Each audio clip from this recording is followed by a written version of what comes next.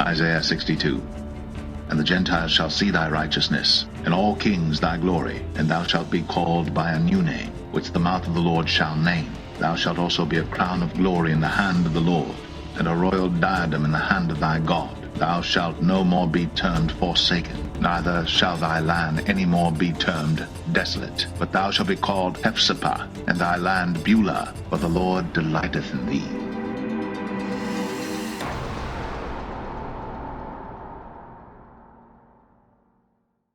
Hello and welcome to Beauty for Ashes. My name is Philomena. This is a channel where we talk about experiences, the highs and the lows that we've had in life. And looking back, we can only thank God and we can only credit Him for where we've come from. Mental health is something that has been discussed. Myths have been put around it. There's just a lot of talk, yet very little is known. It is important for us as parents, as siblings, as citizens actually, to be of proper mental state. But how do you define that you're in the proper set of mind? That is all we're going to be discussing in this interview.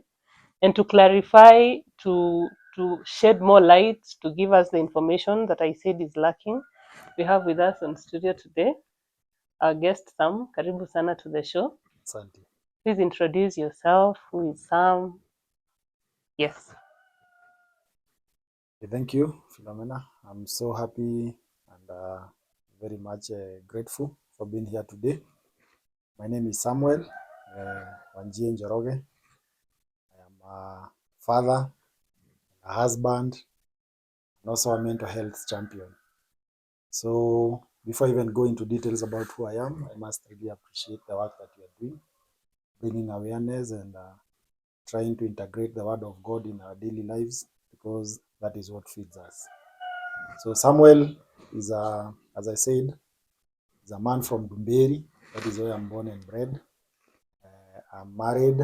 I am a father of 3 kids, 2 girls and 1 boy. And generally what I do is that I'm a mental health champion. I deal with issues of mental health. I practice therapy, and that is what I do for a living. Oh. So we want to take you back to when you were not a champion, when you were someone's baby, when you didn't even know anything to do with all this, your childhood. How was your childhood like? Who did you grow around? What was the setting? What was it like being a child in your day? So I grew up in a family of 3 boys. So all of us have been born in that village that we call Dumberi village. So I grew up in a family of, I'm the second born. So you have a firstborn. I have a firstborn brother, and I also have a lastborn brother. My mother and father are both alive. And growing up, I think in terms of my childhood, I can say that I had a good childhood, because my mother and my father were very alert to our daily needs. They were very close to us, especially my mother, I would say. Were very close to my mom, especially now that I'm named after his father. So we grew up very close with him. Because now we are also from a boys' family, we also had a very good relationship, which we still have with my older brother and also my younger brother. So in primary school, I would say that life was generally okay. We grew up doing the child things like kucheza, kuruka, kukuwa na marafiki. We had a perfect, what I would call a perfect childhood, especially when I was younger. But maybe along the way, because also life changes, the way you start life is not the way you end it. Yeah. Along the way, maybe we had some financial struggles, especially when I got into high school. Because in the year 2000, that was 2002, that is when I did my ACP. Then in the year 2000, I think 2000, about 2 years before I did my KCP, my father lost his job. So just before I got into high school, we had a lot of financial struggles, because I think hakuwa na hiyo plan kidogo ya mimi kwenda high school. So actually on the first day I reported out to school. I remember that your first day, we didn't have even enough school fees. I got there so early. I was actually the the 5th person to be admitted in Kanunga High School. But then when I got the admission, because I didn't have the complete fees, I had to wait. I got to school around 7, got the admission, so that now I can proceed to now pay the fees, book for uniform and every other thing, so that now you can be shown the classes and the dorms. But then because we didn't have the money, I had to stay from that around 7:30 all the way to about 6. Because now my mother had to rush out of school, go seek for money, borrow from friends and relatives. And I think I got a very wrong introduction to school. I can imagine. Because actually I was a very tiny boy, very energetic, ready for life. But then I got humiliated on the first day. Because I remember I was seated somewhere just outside the library. Kulikuwa na mchanga ilikuwa imemwagwa hapo. I was seated there on the ballast since morning all the way to evening. And then because of the struggles with finances, at that point, I remember my father also left. When my mother left to go seek for money, my father also left. Then he came back a bit drunk. So that is the first shock I remember in my life, because I got so frustrated. I was so embarrassed because of what was happening. And then later on, I was admitted to Kanunga High School, and I started now going to Form 1. First term was very okay, but because of my body size, I was a very tiny young boy. It's hard to imagine now. I was a very tiny and young boy who actually, flashing back now, I tend to see why people used to bully me. Because as a young boy, and then by fact of the name, Wanjie, there was also another teacher who was a chemistry teacher. We are the only two people who are sharing a name. So tulikuwa naitwa Wanjie na mwalimu wa chem anaitwa Wanjie. So the Form 4s thought that we are relatives. Oh. So they used to bully me huko chini chini wakisema huyu ni mtoto wa nani? Wa mwalimu Wanjie. But first term was a bit okay. We had the normal Form 1 boys, the way they got integrated in school. Then second term, now when we reported to second term, remember, tukiingia pale, we didn't have fees. When I got to second term, I remember I went to school with nothing. Ile unarudi shule, no school fees, no nothing. So after 2 days, we were chased back home. And I think if there is something I have really suffered in my high school, was the issue of school fees. Because since I started being chased for school fees, nikiwa from 1 second term, that became the trend. Because now we could go home, unakaa 2 days, my mother anatafuta like 500 shillings. You can imagine 500 against fee mingi. The school fees is about 20 something, 30,000. So tunaenda tunajiongelelea kwa mwalimu. But then after 1 week, then I'm chased back home. That happened very often, especially around Form 1. And I think at that point I started developing self-esteem issues. Because I remember the guy who used to call us to go home was our messenger. He's also a very good friend of mine, and we usually joke about that even now. He was called Mr. Mungai. Mr. Mungai had a problem with speech, so he used to stammer. Remember I told you I entered school as the 5th person. So tukipangwa kwa streams, what used to happen is that the first person, second, third, and fourth, our school had 4 streams. So every student anaenda into one class. So ule aliingia Form 1A, he was the first guy. And then I was the second guy as number 5 going to Form 1A. So this guy, the first person mwenye aliingia, he had no issues with school fees. And then me being the second person, when the papers for going home are being brought, First to be called. Zinapangwa na admission number. So I was always the first person. And then you have Mr. Mungai who had a problem with speech. So when you go to class, atakuja anza kusema I'm looking for Samuel Wanjie. So along some time, and then he used to call my name so oftenly. Sasa unajua, he'll call me the first time, second time, third time. Hiyo wakati we could be chased out of school even 4 or 5 times because of this. So I started developing esteem. Nikaanza kukua na hasira, sitaki hata kuitwa. At one point I remember taking an initiative. I went to Mr. Mongai. Nikamwambia, because I know you are going to chase me home. When you come to class, don't call out my name. Just call the others. I'll just follow into the office and I'll go home. Because I'm so sure I'm in the list. I'm in the list. And I think around Form 1, it really got into me. Because now even issues are shopping. You know, I can imagine shopping, una shopping, there are Form 1. Situation worsened when I got into Form 2. I remember Form 2 first term. I used to be given about 70 shillings for 100 to 70 shillings for shopping. Sasa mimi nilikuwa nanunua bairo ya 20 bob. Nanunua toothpaste. There was like a Colgate, 20 bob Colgate. I used to buy that one. Then nanunua sabuni moja ya kipande. Hizi ni 20. So that is 60 shillings. Na tissue. Back then tissue used to cost about 10 shillings. I used to shop for 70 shillings. So hii sabuni ya kipande ndio nitaoga, nifue. And then from Dumberi all the way to Kanunga is not a long distance. So most of the time I used to go to school on foot. Na kuna venye pia the boys used to use a matatu, wanaingia Nganya. So hizo mimi I didn't experience such things. But I used to walk to school. And I'm chased home, I used to walk back to school. So at that point, I really felt humiliated. Then back home, my father, I think the shock of losing employment, everything, really got into him. So he got into alcohol.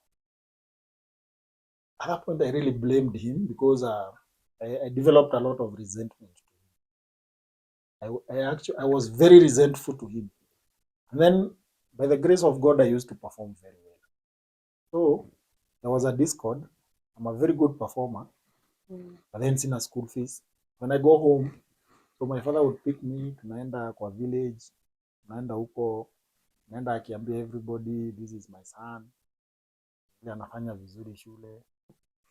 So I used to feel a lot of resentment. Alafu unajua you can't say no to him. So I used to walk around na yeye huko, kunionyeshana nini. But that was Form 1.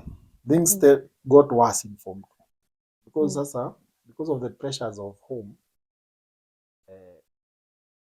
if there is one thing I remember that really hurt me up to date, there was a time nikirudi Form 2 first term. Ile kiatu linunuliwa imeishaisha. Sasa nikiingia Form 2, kiatu imeisha. Imeisha, it's gone. Yani the shoe is really torn, it's done. So when I went to school, nikipiga lap, mimi nikapatana na kiatu ya mtu and I took it up, nikaiweka kalangi kidogo, nikaona kiatu iko sawa, nikaona nobody is claiming that the shoe is lost or something. And I remember going to school with that shoe that I collected. I don't know who had that shoe. But I collected that shoe and I spent the whole of Form 2 with a collected shoe. Uko kwa dorm tu. I don't know, maybe somebody used to see me with it and asema wacha Wanjie avalie. But sasa nikiwa Form 2, because of esteem, I started even wetting the bed. So nilikuwa nikifungua shule, let's say I'm going to school on Tuesday. So I spend like 3-4 days at home. So I don't wet the bed at home. The night before I report to school, naanza kuwet bed. Nikienda high school, the whole time I was a bedwetter all the way to Form 3. I used to wet the bed. But when I'm on holiday at home, I don't wet the bed. I think ni kukua scared, kukua anxious, and you feel humiliated and all those stories. I used to, when I was in Form 2, generally I used to know how to speak to people. So nilikuwa nimeongea na dorm captain. So he used to give me the key. So when other people go to class, narudi natoa beddings, naziweka hapi, naziweka nje. because of that struggle, there are times I used to stay in the classes, nasema leo sitaki tulikuwa tunaita kunyora kitanda, kunyora bed. Because I don't want to do that. I would stay in class. Labda nakaa all the way to 1 p.m. or 2 p.m. 2 a.m. in the night. 2 a.m. in the night. I go to bed around 2 a.m. hapo. So I sleep. And then because the form ones used to wash the dorms around 4, naambia form 1 moja, wewe ikifika 4 a.m. make sure you wake me up. Lakini sasa nikiamka 4 a.m. napata nisha. Because of even the anxiety ya kuamka pia. Yeah, nisha kwa job. So I have not drank any fluid, maybe from 1 past lunch, sijakunywa maji, sijakunywa chai, sijakunywa anything. Nimejikaza kama mwanaume so that I can. But now later I learned maybe I was extremely anxious. At that point I used to have very serious anger issues. So I told you I had a small body flu. So when people used to speak about me, I was extremely sensitive. Kama mtu angeniambia Wanjie ati atanipiga, atanisukuma, I was so sensitive to those issues, and I had a lot of anger. Remember at one point in Form 1, there is a teacher who sasa tunaweza wataja. Unajua walituambia hizo. I say this with a lot of humility because he did his part in my life, but he was my English teacher. Alikuwa aitwa Mr. Morashia. I used to sit on the front row, just next to the table ya mwalimu. So when Mr. Morashia entered class, he used to joke about me. Anashikilia meza, anaanza kuniambia, "Oh, Wanjie, you are very bony, you are very skinny. A man from Dumberi, you are very bony, you are very bony. You are a young boy, why are you very bony?" Because I was so small. And then there was another friend of mine, not a friend, a classmate. He at one point he entered class and he started mimicking what Mr. Morashia was saying. So he stood on the table, akashika vile Morashia alikuwa, Mr. Morashia alikuwa anashikilia kwa meza, anza kuniambia, "Wanjie, you are bony, you are skinny." Na mimi I'm seated there front row. He's just like 1 meter away from me. So niliamka na kiti. You remember those high school seats that we used to sit on? Zilikuwa na metallic. Yes, huku chini. So I stood up with it. Sasa my aim was to hit him. Sababu alikuwa mbele yangu. So I stood up and I threw the chair onto him. Luckily alidodge. But ilichimba shimo kwa blackboard. A big hole. And then we were called to the principal's office. So remember at that point, the principal was calming me down because niko na anger, mucus imeform in the mouth, in the nose, I can't even speak. I'm telling the principal I'll kill this person. Nini ananiambia hivyo? Why is he telling me I'm bony and I'm skinny? I even demanded we call Mr. Morashia into that office. So you can imagine. So you can imagine like a small boy with that rage. Kanasema hata kataua. Ikiwa hata walimu. But now I get it. Maybe the financial struggles back at home used to really get to me. Because I think I didn't have a way of handling those pressures back at home. Nikienda nyumbani, we joke this with my mom, especially now that we talk about it. There was a kamalenge pumpkin which was ilikuwa imepandwa just somewhere behind our house.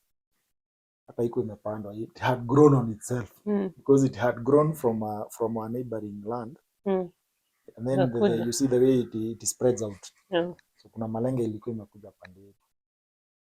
Sometime in Form 2, there is one time we ate hiyo malenge, hiyo pumpkin for about 3 months. Sababu lunch mchele malenge, jioni ugali malenge, the next day malenge imechemshwa, sijui mfanye nini nayo.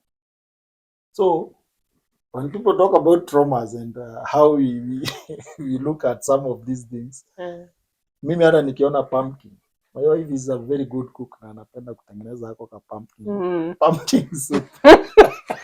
Ajia na kutraumatize. Itu trigger.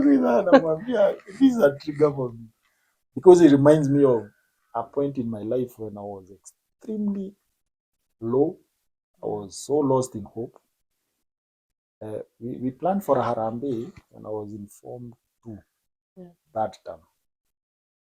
And then when we planned for a harambee, and we went around the village with my mom. Hiyo nilikuwa nimefukuzwa nimekaa home for like a month. So we had no otherwise. Kazunguka in the village, we called for people to ask for help, come and help us so that we pay fees. Then, unfortunately, that harambee was to be done on around, I think on a Saturday. But then on a Thursday, my brother's sister, so that is my aunt, passed on. The brother to the sister to my father. He passed on a Thursday. Then some miscommunication went out that the harambee has been cancelled because of the burial plans. So on that harambee day, tulikuwa tumepika, we had spent 3,300 kupika mchele na stew for the people who are going to attend the harambee. On that particular day, we raised 1,700. Nobody came for the harambee. Watu wako kuja waliambiwa ati harambee imekuwa cancelled. There is a neighbor of mine, namuita Mama Ben. I have that picture in my mind, even now. Because on that day, I really cried the whole day. Because unajua, when you are in Form 2, you are not a young person. You can actually tell whether things are working or they are not working. So when you live around 3, you can notice nothing is happening. I got so emotional. Nikaenda into my room and I started crying. Na nikakaa huko, huyo Mama Ben came to me. Na kanza, when I speak about those things, they get me emotional. Kanza kuniambia, usiogope mwizi na usiogope kifo. So he was encouraging me, telling me that kama sio mwizi amekuja huku ama ni kifo, bado we have a chance. And Mama Ben came, akanihaga, akanishika hapo, tukakaa naye hapo. Akani encourage, she told me that we are going to be okay, we are going to be fine, we are going to be good. And excuse me for that. Okay. At that point, I got a lot of strength from her.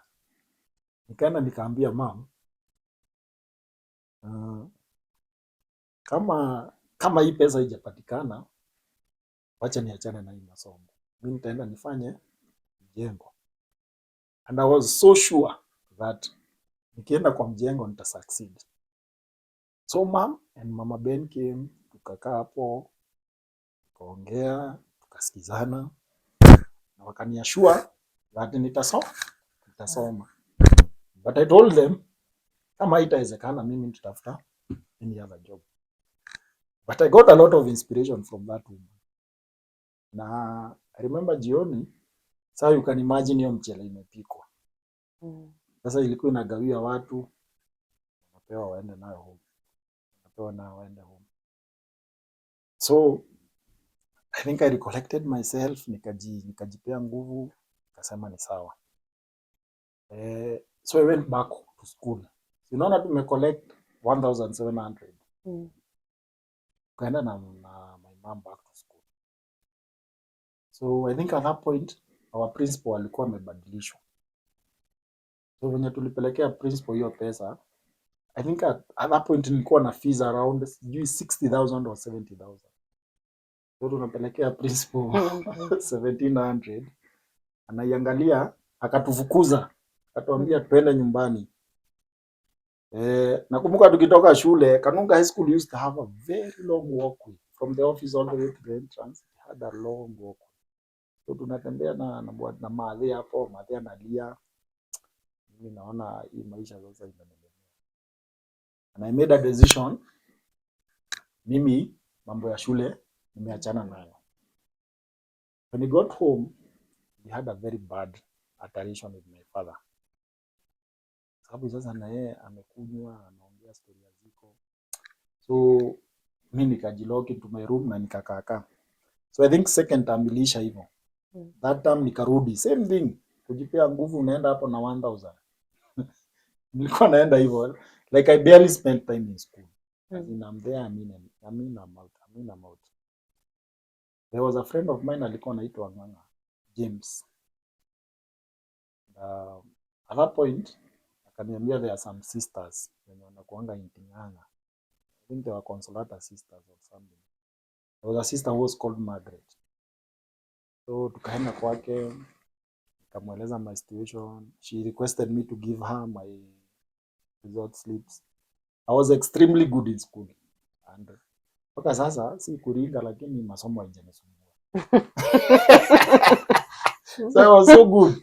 It was so ironic kwa sababu hata kuna wakati nilirudi shule, napata watu wanafanya wanapata watu wanafanya mahesabu. So I'm seated there, hata sijafungua bag. We were doing, I actually remember tulikuwa tunafanya zile hesabu za kuchange triangle. Ilikuwa inaitwa aje? Sijui una rotate one triangle inaenda in this side. Sio wengine hatukushine kwa masomo. Ni kama hiyo ilitupita. So I get into class, me I'm seated with my bag. Napata the mwalimu nakwambia alikuwa anaitwa Wanjie, he also used to teach us mathematics. Alikuwa chem na math. Anafunza concept watu waelewi. So mimi nikiwa shule, nikiwa home nilikuwa nasoma sana. So nimekaa hapa, anauliza who can explain to us about this concept. Mimi nimeingia tu, nimepata watu wanaendelea, nimeshika kabag. Somebody from huko nyuma akasema, Wanjie tuambie. Sasa alikuwa anasema as jokes. Akasema Wanjie ameingia saa hii. Atatueleza nini? Kama mwalimu wa Kenya. Akasimama. So I taught that lesson. Sasa wajamaa wakaanza kuleta fujo. Jamaa naye kwa sisi tuko hapa full time na zingi.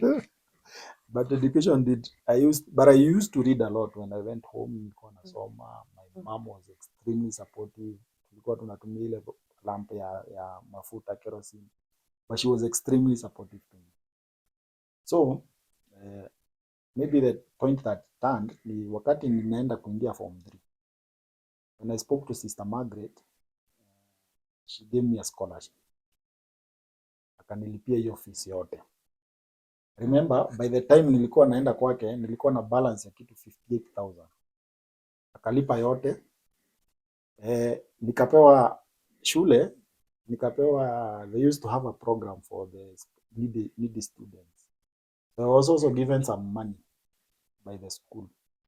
So nikienda form 3 nilikuwa na overpayment. Na wacha nikwambia, nikiingia form 3 nikaacha kukojoa kitanda. Exactly, ikaisha. It was so impactful. As in the first day I reported to form 3, niliacha ku wet bed. I became somebody different. And I think at that point, things became a bit easier for me. Because from 3, from 4, haikuwa that much of a struggle. I was present in school, very active in so many things. Nikienda form 4, I was given a responsibility to be a dorm prefect. The rest is history, they say. Oh, wow. Now I'm trying to imagine a child in form 1 having to carry, because a teenager is a child. You say it's a child with a big body, and you can imagine the emotions you're having to go through, and you're even having to be a parent because there's no your mother is crying and you're without emotion. Now you're carrying your burden for school, and you're carrying that of your mom and your father as well. And you can imagine, even for your father, when he's going around telling everyone about you, it is because you're the only thing that is working in his life. So it was also a trauma for him.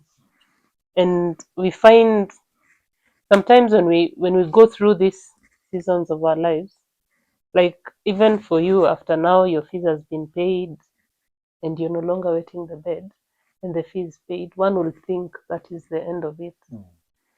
But according to research that has been done, these things, they are buried now. It's like our subconscious has a way of protecting us, and they start coming out. They affect our relationships, they affect our places of work, they affect who we become even as a person. Is it something you agree with, and how have you been able to handle that around your life? I agree with that because the the way we grow up really shapes the way we behave as adults. Mm. Because having now gotten into psychology, taken a lesson, understood some of these things, they say that trauma is like a wound that never heals. So we can have a similar experience, me and you. Maybe we've gone through that journey, but it becomes traumatic for me, but not for you. So whatever experiences I went through when I was younger really affected so many things, especially when I got older.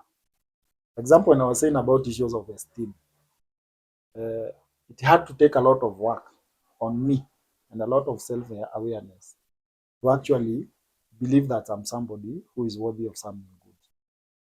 And sometimes when I observe some of the patterns of my life, you can actually see the way it develops. Sababu utapata there are opportunities maybe you are told you can do, they are available, you can go take them up. But if that awareness is lacking, the first response is to say that maybe I'm not worth it. Maybe sitatosha mboga, as they say. And that is something that I have to work with a lot of awareness, especially on myself. Also, I had developed a lot of anger issues and I hated a lot of criticism. I hated criticism.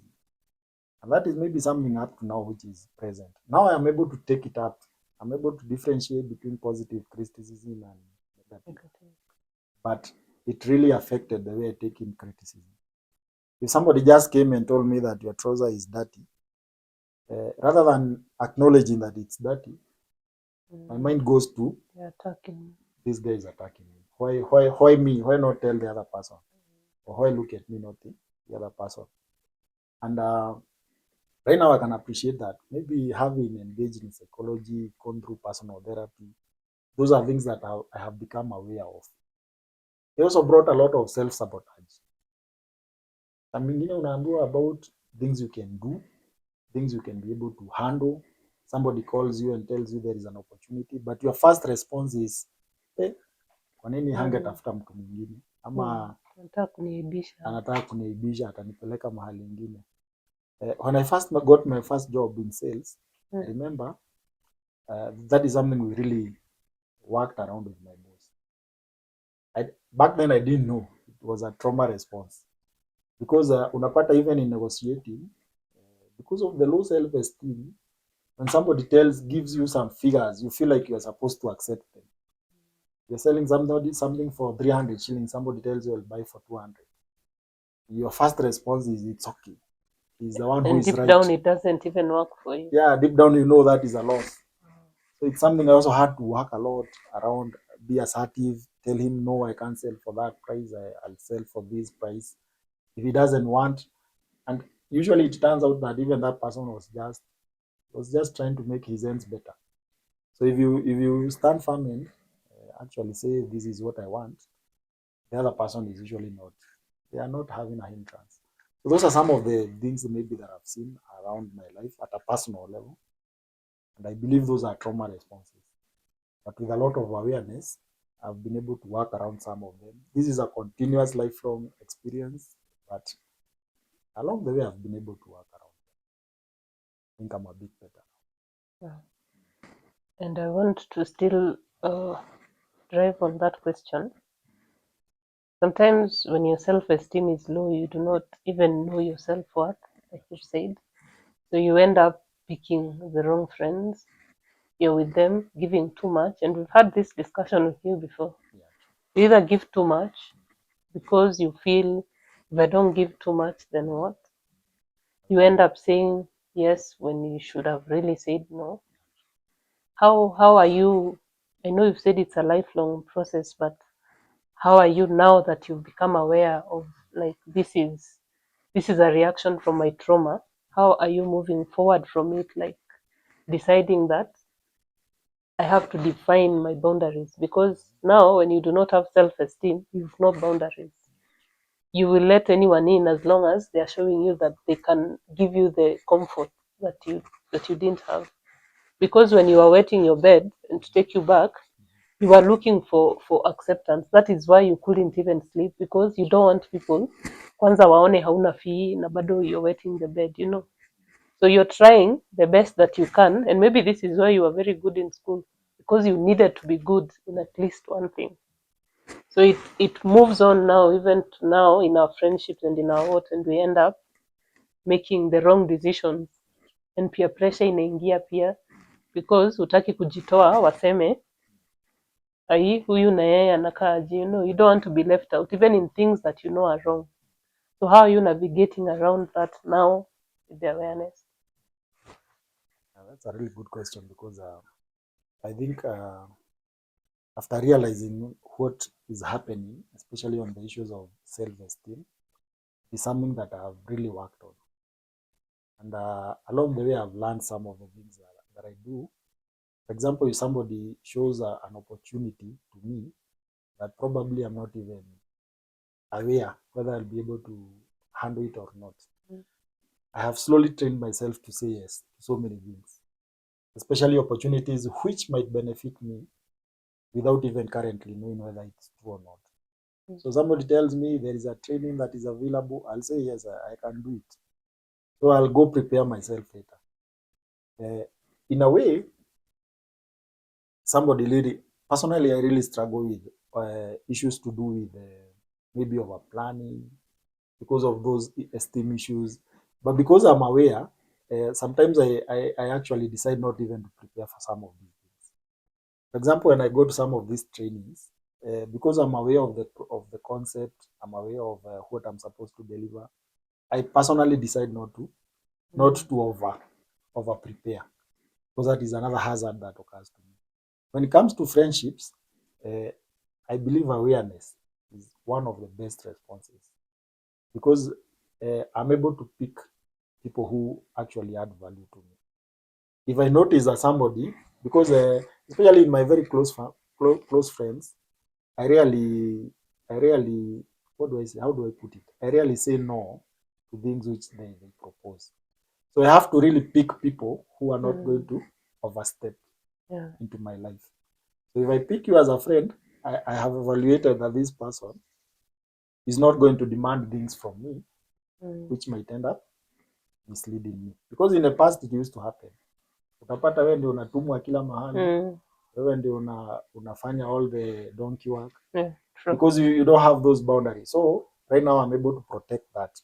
That I pick people who I feel deep down we are able to work together. Also on the issue of boundaries, especially around speech, I would say I protect my mind a lot, especially with boundaries around speech.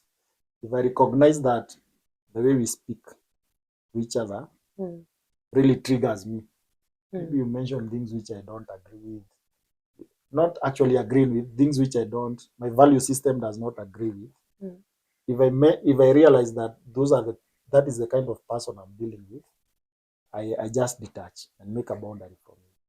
So him or her. So naamua kama huyu ni rafiki wa hi ni rafiki wa this is a friend who I just say hi to, this is a friend who I just maybe we tuna work pamoja, but beyond there speech yetu haipiti hapo. So I have trained myself also to identify the boundaries around which I speak around, and even goes back to home, the relationship with the wife. We are actually very clear on hizi vitu ukinitajia, make sure you speak to them to me on these times. Don't come talking about some issues on different times. So we are able to identify those boundaries so that as even we speak, your relationship haitakuwa fragile ama every time iko na commotion and dangers. So those are some of the ways. And also, I say a lot of prayer, because as much as we're working within the physical realm, the spiritual realm really affects how we work. So if it's something to do with confidence, self-esteem, I have really prayed a lot. And I think it's working also.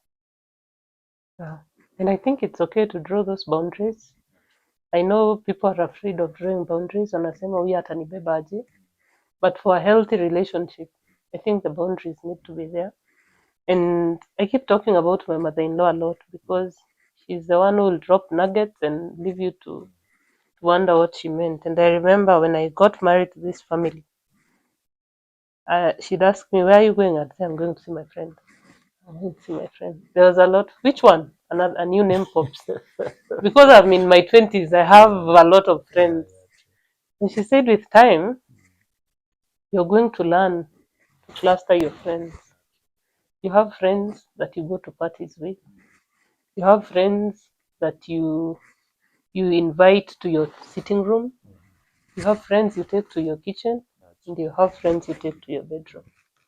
And I thought, what is she saying? But now looking back, with age comes wisdom. I agree. With time, I am learning to know that there are friends I have had for 10 years, but this is the end of our journey. It's been good, no bad blood, but my values and yours, they don't agree anymore. When you call me, you have something, I will come, but simply because I will come or simply because I'm laughing with you doesn't mean I'm considering you as my friend. One, if you're not in the building of my family. Like, if this is my family setup, they are my first priority. If you're working against them, then you shouldn't be in my circle because this is my first priority. If you're sabotaging my work, and it could be the very small things like you're saying things that trigger you. If it takes your peace away, then it's not worth it. I'd like to mention something about that because I think we personally Yeah. do not acknowledge how much of a social being we are and how much of an emotional being we are. Yeah. And especially the way you've described the social relationships, Yeah. I have come to realize that most of the time, if you're not able to put very healthy boundaries within the social circles, and you are able to categorize that huyu ni rafiki wa wapi, you will have a lot of emotional triggers every day. Because you'll pick a friend who is supposed to be mkutane kwa stage, umlete bedroom, akuje aseme mambo ambayo haifai kusemekana hapo. So that the acknowledgement that we are extremely emotional, we are extremely social, should come with also that awareness that you can have a million friends. Probably like me, when I'm walking around the streets, I am a friend to almost anybody. Anybody. Even my kids keeps on saying that hatutaki kwenda na daddy, tasimama kila mahali. But I am able to put that boundary. Huyu tukipatana na yeye tunaongea hizi na that is it. And we don't cross the even communication. Sitakupea 20 minutes na wewe ni mtu wa 1 minute. Yeah, it's true. I think those are the identifications of the boundaries we should have so that we can actually enjoy the social relationships with other people. Wow. And marriage is a very heavy thing. And when it's dating, it's usually flowers. Yeah, First, because you don't live with these people. You meet kama mmevaa makeup, people on heels. But then when you marry them, now they're in their house. You're bringing in your traumas. They are bringing in their traumas. How are these traumas destroying families? It could be pride. There are people who've gone through also things that now kiburi inaenda huko juu. Like they received their trauma differently. They cannot be told. How are these traumas, especially now that you're a counselor, they are being brought forward to the marriage setup and destroying marriage? And especially in Kenya, the gospel now is that marriage doesn't work. Word is everywhere. And in fact, I was speaking to one of the kids that I mentor, and he was telling me that Mwalimu, you know what, I will marry. That I will marry, my wife will live in Ngong, I will live in Thika Road. And then I asked him, where will the kids live? He said, we will figure that out. And I realized this kid is saying this because of the ugliness they've seen at home. In marriage. And all this ugliness is coming, according to me, it's an opinion, as a result of all these traumas brought together. And now they're affecting also the kids. So how would you say these traumas and the fact that no one wants to tackle them? I know you said it's a lifelong process, but once you're aware, you can avoid. So how are these traumas affecting families and our country as well, as in the whole society? Okay. I'll start by saying that marriage, I personally believe that the institution of marriage is a very beautiful institution. And then it's an institution that works. Yeah. But just like any other institution that works, it requires a lot of work itself. Mm-hmm. So you mentioned something very key, that traumas are affecting the way people live in marriage. And I'd like maybe to look at it in 3 different ways, because it affects the way people, the intimacy between the couples, it affects the communication. And one of the other most prominent issue is the finances. So I'll give an example on the 3, and maybe some of the ways in which we can be able to help each other, especially on the intimacy. You find that people who have traumas, they usually develop an attachment style that is not okay. When I mean an attachment style, when a person and a man and a woman are married, there is usually a way they attach to each other. And we usually attach the way to each other according to how we saw in the past. So like the example of the kids we are talking about, who are saying maybe they want to marry, but they want to live separate. These scholars. Yeah. You tend to find that maybe they don't want to engage in too much intimacy because they don't believe that it is possible. So what they are doing is that they are avoiding each other. So they are avoiding a lot of conflict. And that is an avoidant attachment style. So the moment that this person lives in Thika Road, mwingine anaishi Kitengela ama somewhere, the conflicts, by the virtue of that these people are not living together, zimekuwa subside. But avoiding a conflict does not mean you've solved a conflict. And this is one of the ways in which trauma are affecting us, because it is making us have very weird attachment styles. We have other people who are extremely insecure. Akiona bwana anaongea na simu na mtu, first response is that this guy is running away. He's running away with another woman, he's cheating me. So these guys have a very insecure attachment style. You have other people who are extremely emotional. Mention something to her or him, and the first instance, the first response atakuwa nayo ni, we should fight, because why can you say this to me? So these are some of the ways in which we are seeing, especially marriages, they are breaking a lot of intimacy. So you can imagine a person who has an avoidant attachment style. Wamepatana, even discussing about issues about sex, about you should hug me like this, don't touch me this way. When you meet me, when you are around people, call me babe. But then this other guy believes that calling somebody babe is weakness. So this brings a lot of friction. And that is why I encourage, especially so many, especially even my friends, naambia jaribu kwenda therapy. Try and understand who you are. Try and understand what is triggering you, so that you can even enjoy the intimate parts of a marriage. When it comes to things to deal with, number 2, the one which I talked about, the communication. Traumas affect how we communicate. There are people who believe that if you ask for a cup of water from your wife, bibi anasema mimi kwetu hatutumangu. Bwana pale mahali amekaa, his mind is thinking, I am the boss. I saw my father ordering everybody around. So if I ask for something, just make sure and give it to me now. I don't care what you are doing. I don't care whether you are breastfeeding. I don't care you ulikuwa unamalizia kuosha nyumba. Maji naitaka saa hii. And you tend to find that there is a lot of communication breakdown along the way. Maybe if people are able to create that awareness, just know that when you get married to each other, boundaries, which are the boundaries, the person you are marrying is not your in good words, si mtu wa kupewa donkey work all the time. And it really helps, especially now in this society where we are in, that we have the man is working, the woman is working. So ikikuja ni kwamba tumechoka wawili. But how do we communicate? Our past traumas have taught us that maybe the father anaongeanga na harsh voices. He must raise his voice.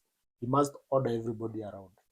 You meet a woman who has grown in a family which probably was very beautiful. He had a very loving father. So he wants to see that in the Mm. husband, and it is not possible. But the beauty of all this is that it can be rectified, especially on the issues of communication. I've really tried to delve into communication because that is one of the greatest issues that trauma affects.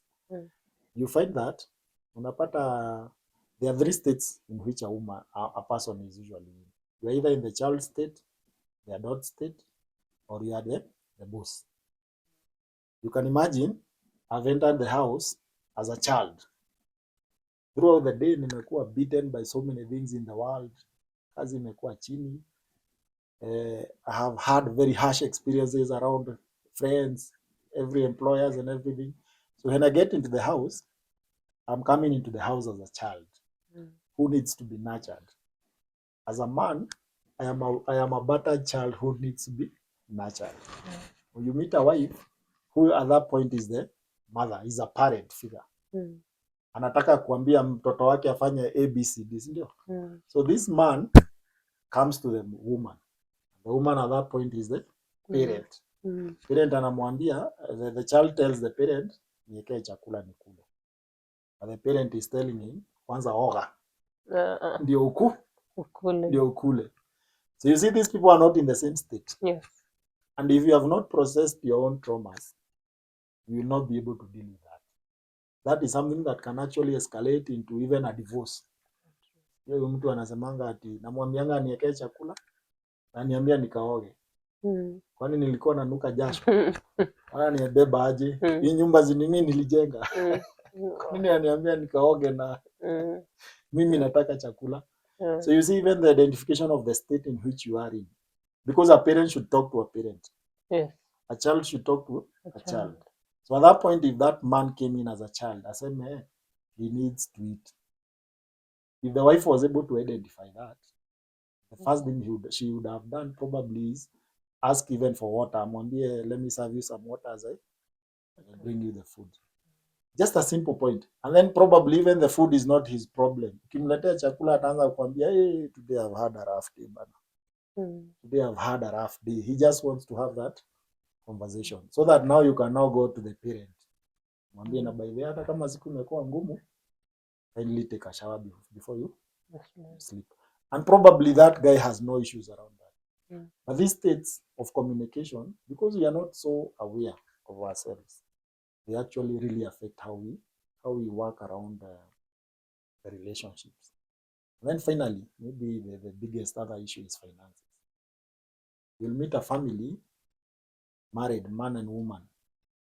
Because of the way the woman grew up or the man grew up. Anaamini mimi nisiposave zitatoka kwa mashida. This is a trauma response. No, he really believes that I must save 70% of my salary so that I can get out of this poverty. You meet a man or a woman who was in a home whereby babake alikuwa anamwambia sisi, you will only live once. Take a holiday once a year. Make sure you treat yourself. So when these people are communicating, because of the way they are wired and how they are responding to their past, hawaelewani. The husband has millions of money in the account. The wife is requesting, during this holiday, why don't we go to Naivasha or even to Mombasa, Diani? We spend even 50,000. Hata haitishi hiyo mamilioni. Lakini bwana anajua, 50 inaweza save you. We don't spend, here we save. So those are some of the trauma responses you find people engaging with. Now, unless you become aware that you realize that hata nikitumia hii 50 maisha yangu haitaisha, that spending is not wasting. Even the wife now also, it comes in both ways, because it can be from the wife, can be from the husband. You'll find other women. You remember hii story inashinda ikiongelelewa kwamba a woman will fill her house with beautiful utensils, lakini hakuna kikombe anaweza tumia.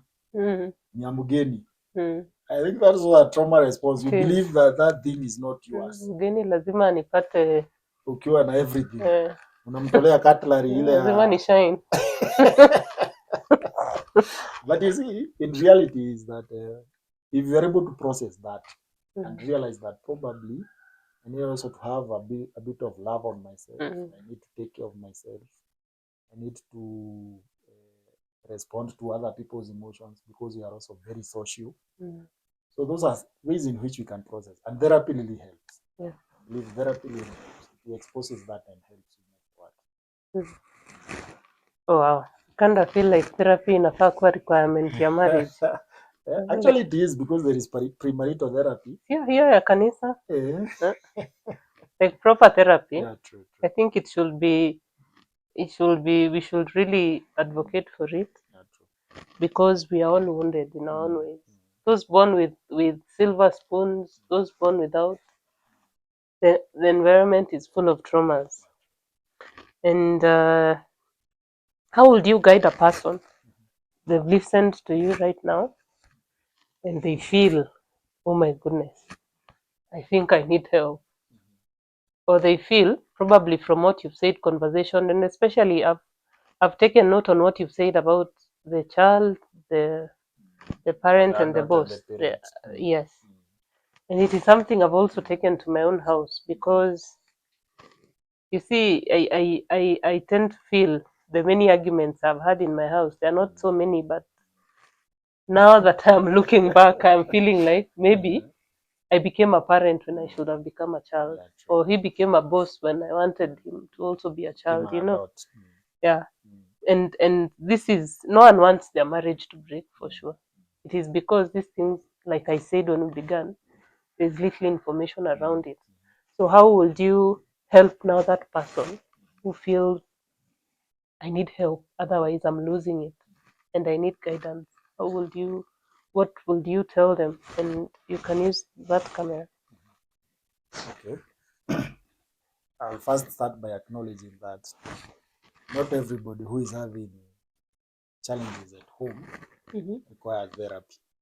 Because that, I think, is also a misinformation that we are passing out, that everybody who is struggling with a relationship needs to go to a therapist. One of the things I really advocate for is self-awareness. You actually know what you are dealing with. Let's say it's anger. I'm dealing with anger. And now online, so many things are available. You can even actually check on how to manage anger, how to do this, how to do this. The first step is be aware. And when you become aware, make sure you research on some of those things. Because some of these things we can self-medicate. You can be able to actually get or control your anger just by reading. Mtu asiende TikTok ya kupiga dance tu. Just go and read about anger and how you can be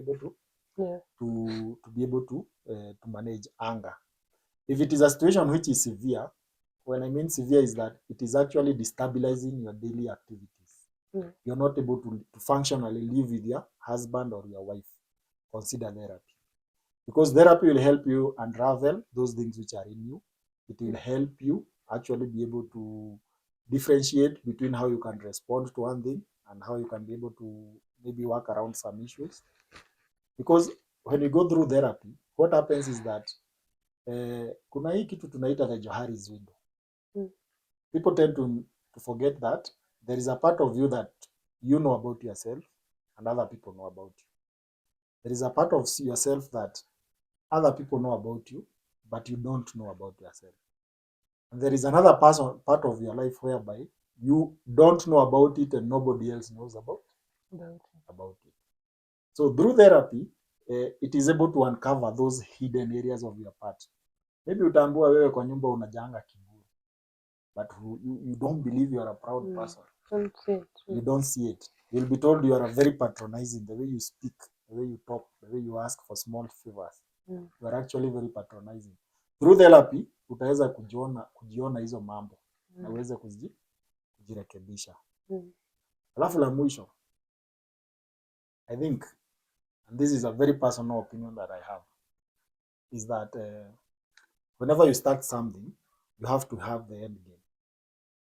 You are getting into marriage. What is the end game? What is the end game of what you are doing? You're getting married today. What is the end game? Is it just having children, kulea watoto, and then at the end of it, that is it? Mtaachana or what is the end game? Because I believe right now, from my personal observation, people are just getting to marriage without a plan. Because like I would say for myself, when you get married, have an end game. Why are you getting into this marriage? Because that forms the structure around which it gives you a boundary. Kama my end game is that I want to live forever and ever with my wife, I know I'll not exit this boundary. Yeah. If I want to have a financially good relationship with my wife, najua sitapita hii boundary. So if with an end game, it actually puts you in a box whereby you can have very definite boundaries that will push you forward. And every day you'll be able to respond positively rather than react to issues. Sam, I have known you for a few years now. And since I have known you, you've been a leader in church. Nimekuona ukiongoza wazee wako na mvi kwa nywele. And usually someone was telling me every pastor starts off wanting to hear from God. I'm not saying you're a pastor, but there's that tendency of starting off with the right intentions. Then along the way, you become, pride comes. I don't know what comes in. I don't call it pride. And you actually end up losing the whole, the whole picture. Like for you to be a leader, you have a vision. And I'm talking about church leadership now, religious leadership. I have seen so many people at the front of the church, but they don't even know what is happening spiritually. So they wear their suits on Sunday, they tell people, sit there, stand they in the finances of the church, hapo mbele, but they lose out on the kingdom. How are you able to now handle this leadership and still keep what took you there in the first place? Yeah. I would say luckily, Mhm. I am a Catholic. Yes. The first time I was elected, you have elective positions, you have leaderships which are not elective. Let me talk about the elective posts. Yes. The first time I was elected in church, I was elected a youth leader. Yeah. And I remember I was just out of high school. There was a friend of mine who was called Ronald Rodriguez. He's late. I had really refused to become a youth chairman. Rodriguez akaniambia, wewe Sam, wewe ndio tunataka na utaweza kutuongoza. And that was my first experience in church leadership. And I would say the biggest thing that has made me become who I am today. I think when I realized how old this institution is. Because I think those are some of the things we don't capture. If you imagine the Catholic Church, it has been here for more than 2,000 years. So if you put yourself in that context, you realize that you are just a face to the 2,000 years. So there is no place for pride. There is no place for self-glory. What is my position? What is my duty within that time frame? What I personally subscribe to, one, I enjoy watching people having good social relationships. So personally, I do that a lot. I form a lot of friends. When we were in the youth leadership, we had a group of about 70 people. And I can tell you for a fact that those were actually people I knew by name. I used to call them. I used to talk to them. I knew their stories. I knew what they were doing. I knew who were their families. I knew what they are dealing with. So when I'm speaking to them, when I'm talking to them, I'm not talking to strangers. These are people I know. And it is so beautiful because that was in the year 2006. All the way to now, most of those people, when we meet, we can have a very beautiful conversation. Because my type of leadership was not at wewe ni chairman, wewe ni kufuata. I developed very beautiful social relationships. And that has been one of the ways in which I've been able to be able to sustain myself. Number two is the realization that this is a religious formation. This is not political, financial, it is a religious formation. So in a religious formation, what is the objective? Make these people come closer to God. So right now I'm a Jumuiya leader. I think I enjoy being a Jumuiya leader more than anything else. Because those are people who are my neighbors, my friends, Apple. And I really make sure that we have that religious nourishment. Kama ni kwenda Jumuiya, kazi ya jumuiya ni maombi. So I think that awareness of why I am a leader makes me be able to sustain myself. At the parish level, where maybe I'm the treasurer, I also make that differentiation that as much as unapewa hizo jina kubwa, the treasurer, the parish, you also acknowledge that this is a religious formation. If the time comes when you exit the place and haujafanya anything religiously, bringing people closer to God, all will have been vanity. Hautakuwa umefanya anything. So I think that is what really makes me be able to go on. And because the leadership has its own challenges, I am also able to isolate Samuel the man, Samuel the leader. So Samuel the man has his own values. Samuel the leader has his own values. There is a very thin line between those two people. But Samuel the man, when you meet Samuel the man, kama sahi nikitembea kwa streets, utakuja kuniambia baptism na nini. I listen, but Samuel the man also has a life. Because that differentiation is key. Because especially in church, if you are not able to make that differentiation, you become the leader all over. Hata ukienda kwa nyumba unataka kuongea mambo ya pesa na parish na nini na nini na nini. Hata when you're supposed to be playing with the kids, you are busy telling them that mimi ni kiongozi, unafaa unaniaibisha, unafanya hivi. So I'm able to put that differentiation so that everywhere I'm around, I'm able to actually know who to be when. Not that it is not in pretense, but in awareness. So you'll find me in different areas. Utapata mimi wakati mwingine ukiwa team building, mimi ndio napiga kelele kuliko watu wengine. Nikivaa suti pale mbele, I am aware of the needs of these people. These are who and who, so I'll speak in that manner. Time.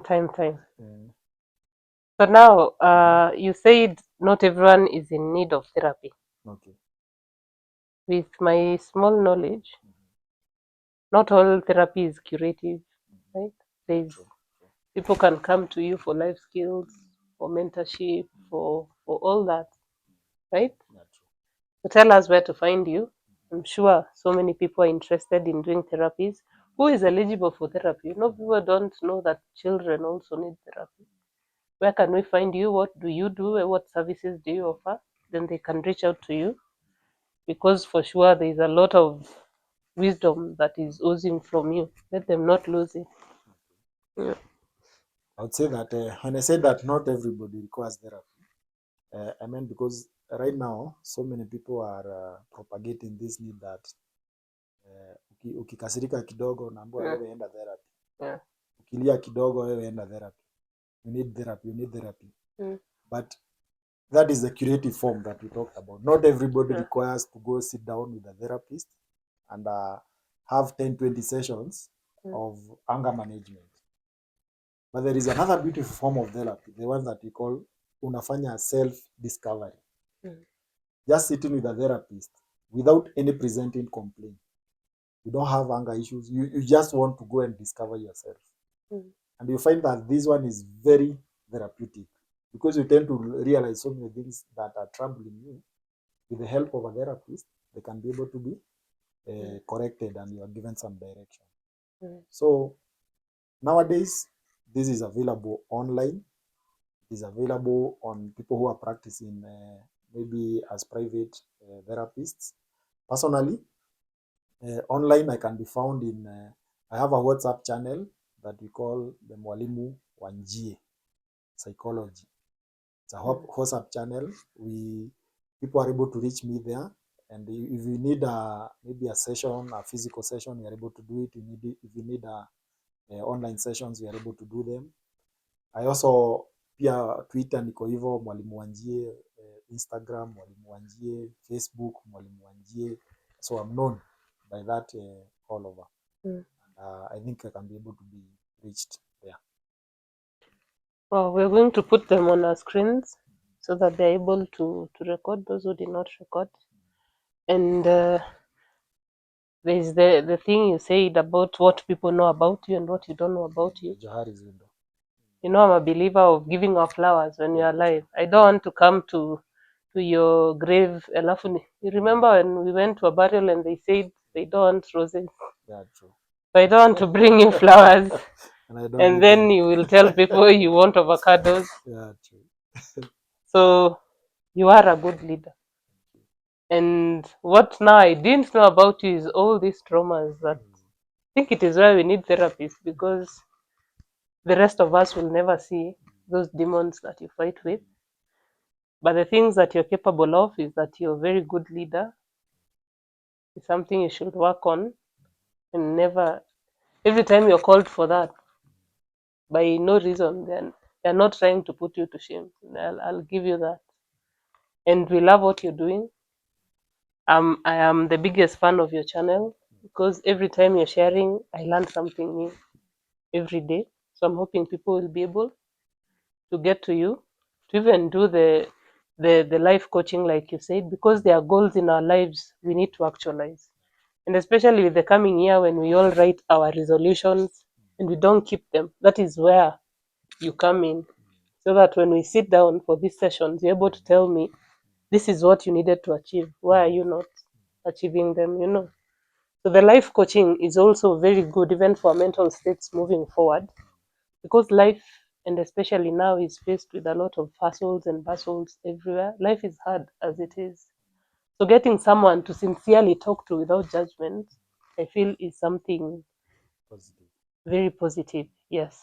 So please don't hesitate to reach out to Sam Wanjie for counseling services, therapy, whatever you need in the line of mental health. He's also a very good leader. And I was about to tell you, during your wedding when you were coming in, they said Mheshimiwa amefika. I would want to believe those were not words that went to the air. Uh, Our destinies are in people's mouths. So I bless you with that one. And I hope Kenya can appreciate the kind of received. leader you will become. So Beautiful Ashes is a Christian channel. So we always share the word of God. And today we are going to read, you're the one who is going to read for us, Mark Use the chapter one on my 5. phone. Yes, you can use your phone. Mark Chapter 5, verse 25 to 35.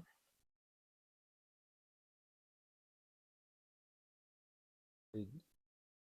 This is Mark chapter 5, verse 25 to To 35. 35. 30. Says, and a certain woman which had an issue of blood 12 years, and had suffered many things of many physicians, and had spent all that she had, and was nothing bettered, but she rather grew worse. When she had heard of Jesus, came in the press behind, and touched his garment. For she said, if I may touch but his clothes, I shall be whole. And straightway the fountain of her blood was dried up, and she felt in her body that she was healed of that plague.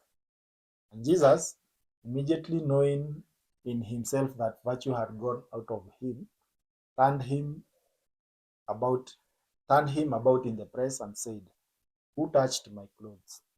And his disciples said unto him, thou seest the multitude thronging thee, and sayest thou, who touched me? And he looked round about to see her, that she had done this thing. But the woman, fearing and trembling, knowing what was done in her, came and fell down before him, and told him all the truth. And he said unto her, daughter, thy faith hath made thee whole. Go in peace, and be whole of thy plague. The word of God. Thanks be to God. So I'll attach that word to Jeremiah chapter 30, verse 17. And it says, for I will restore your health to you, and your wounds I will heal, declares the Lord, because they have called you an outcast, and it is I on whom no one cares. I was thinking about our topic today when I was looking at this word, and I was thinking, why would God say, I will restore your health and give you back and heal your wounds? Isn't restoring my health enough? But it is because God knows that the wounds that have been created from this infirmity that we're going through also needs the healing. And it is why in this story of the woman with the hemorrhage, this woman had been struggling for 12 years.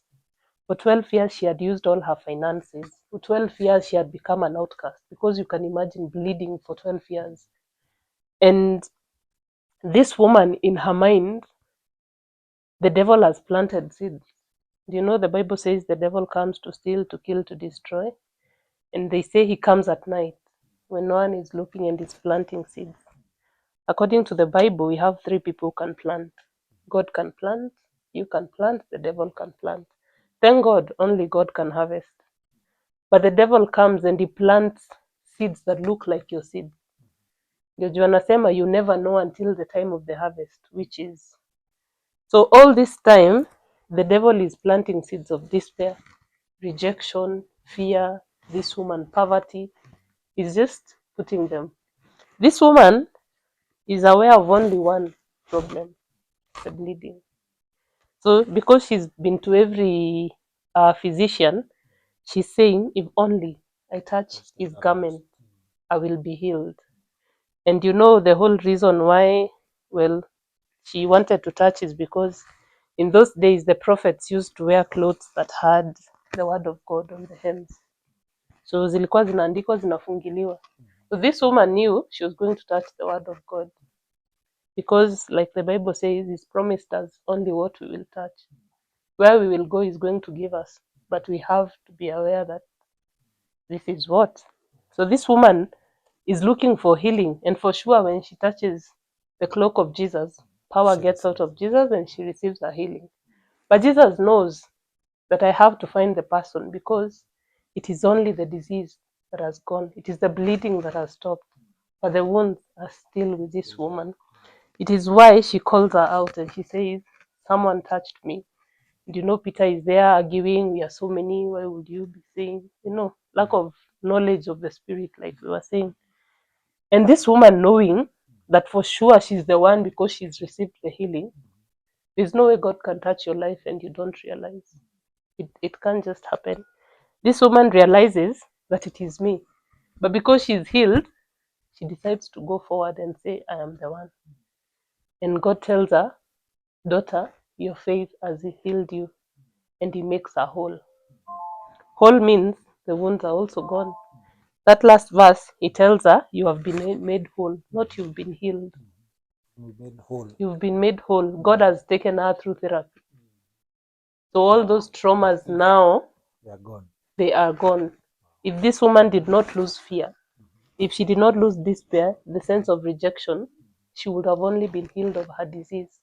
But God goes further and heals even the afflictions that came with the disease. And I decided to talk about it today because it is the same thing. When we are sick, when we are troubled, we think it is just the outer, what we see.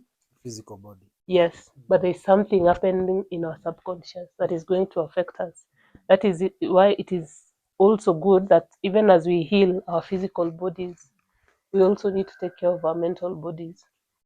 And I know there's been a lot of misconceptions surrounding therapy and being demonic and what have you. Well, because of the, what is it called? Is these people who read your minds, who do what? Who call them? The psychics. The psychics have really destroyed this other side. But therapy, therapy is totally something that I think God will advocate in my personal, because it has nothing. It is, you can be a therapist who believes in God and who works along the frames of the Word of God. So I am, even as this woman is healed, God is also ready to also heal us of our physical and of our spiritual. We only need to ask. And sometimes asking God, it means God uses people to bless others. So it could be a therapist, whatever person that needs to grant you this healing, you need to get through to them. Because in a time like this, as a parent, as a sibling, you cannot afford to be mentally unstable. So we thank you so much. We are glad. We are very, very glad you joined us. I have learned a lot personally. And I have forgotten to give your mommy the flowers. She's a powerhouse. Thank you. If it was not her and the other lady, maybe sahii ungekuwa huko ukifanya mjengo.